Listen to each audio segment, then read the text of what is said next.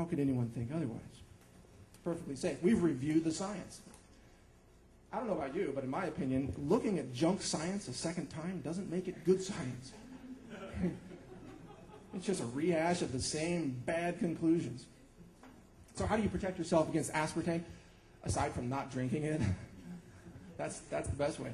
But remember, aspartame breaks down partially into formaldehyde, which is a very potent nerve system toxin. And that's why we have all these side effects of blindness and seizures and basically neurotoxic side effects being reported by consumers to the FDA after they consume aspartame. So what do you want to do? You want to take neuroprotective substances. Berries. Raw, fresh berries. Goji berries are great for this. Camu berries are fantastic. Even just wild crafted blueberries and cranberries, raspberries, all of these are neuroprotective. So you can protect yourself. And also against MSG, it's kind of the same story. MSG is also a neurotoxic substance, in my personal opinion. And green tea is another way to protect yourself against monosodium glutamate and the ingredients that it is hidden in. Don't be fooled by some of the natural foods out there on the market that say no MSG. If you look on the back panel, they say yeast extract. Yeast extract is about 14% free glutamate, or MSG, 14%. In fact, we had a story about Amy's Kitchen, which is a company that I love. I love their products. They're organic. They do a good job of doing natural frozen foods, but they had this one product that had yeast extract in it, and we did a little article on them, and they got slammed with angry consumers saying, why do you have yeast extract in this product? And they were really nice about it. They called me back, and they said they were actually going to look at reformulating the product to remove yeast extract. So I admire that. I wish more companies would act responsibly like that. But for those that don't, these are the ways that you can protect yourself. So again, cilantro, chlorella. Oh, and there's a company that makes a product called Metal Magic. It's John Barron's company, a Baseline of Health Foundation, that has a great product with cilantro and chlorella. And remember, as Len said, I don't have any financial stake in the product that I recommend. John Barron's got a great lineup of products. Sodium nitrite can be counteracted with vitamin C, camu berries, the carbs with vinegar, hydrogenated oils with chitosan, aspartame, and MSG with neuroprotective substances. Let's go on to the next slide. Oh, augmentative phytonutrition. Now, here we go with some of the really positive stuff. How do we multiply the effects of these positive nutrients that we're getting into our bodies?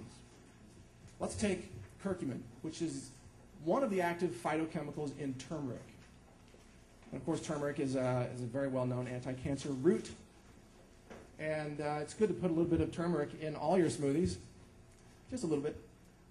Curcumin actually destroys cancer tumors. I can say this because I'm not selling curcumin. Remember the FDA, that label requirement. So curcumin by itself is kind of difficult for the body to assimilate. Kind of difficult to get those medicinal densities in your blood that you really need to make this destroy cancer tumors. It also has anti-angiogenesis factors, which means it cuts off the formation of blood vessels to cancer tumors, because that's how tumors grow, you know. They attract their resources, give me some blood, some oxygen, and then they grow from that. Well, turmeric and the curcumin ingredient blocks that process, anti-angiogenesis. Curcumin comes from turmeric. Yes, curcumin is one of the active phytonutrients in turmeric. And if you go out and buy in a health food store curcumin, like a turmeric extract, they might only have that one chemical. But as we all know, nature doesn't work with just one chemical. Nature works with a synergy of chemicals.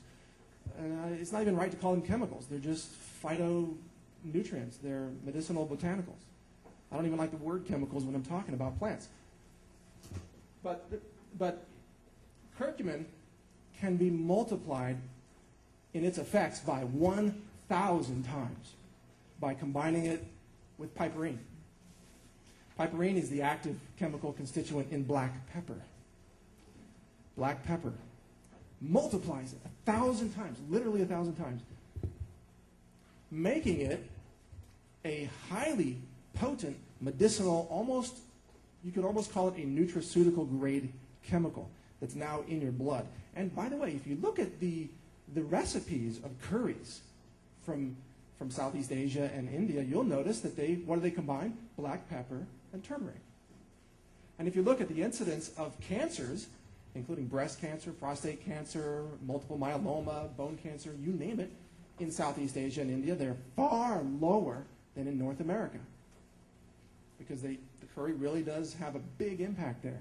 So if you can eat some curry and combine it with pepper, you're in great shape. And if you're making a vegetable smoothie, guess what? Put in a little bit of piperine or just black pepper. You can either get it as an extract or eat the whole pepper. Then you are going to multiply the effectiveness of all of those ingredients that you put into the smoothie.